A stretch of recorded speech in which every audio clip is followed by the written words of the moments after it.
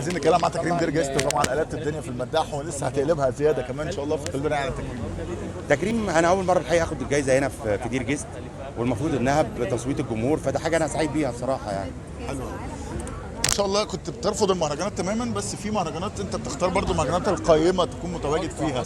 شايف رفضك كان مبرر ولا ايه الموضوع؟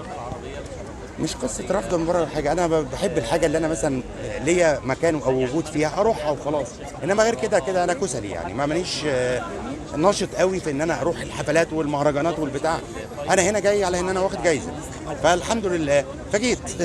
شخصيات كتيره قوي بتنضم للمداح. شايف العمل يستوعب الكم الكبير ده؟ سماح انور وعبد العزيز مخيون واسامي كتيره قوي. المسلسل يحتمل ادوار السنه دي قويه، ولازم يبقى فيها ممثلين اقوياء، لان الادوار تقيله السنه دي في المداح الحقيقه. بصراحه شديده، حاسس ان ده هيقلل مساحه دورك ولا ده مش فارق معاك؟ المهم يبقى العمل قوي. لا، المهم يبقى العمل قوي. مش شغلك ده. لا اكيد. المهم يبقى العمل قوي. عايز تقول ايه بقى كمان لحماده هلال ونجاحه كمان بره المداح كمطرب يعني؟ حماده هلال انسان محترم متدين، طيب جدا، بيحب شغله جدا، فالحقيقه انا مستريح اولا معاه في الشغل جدا،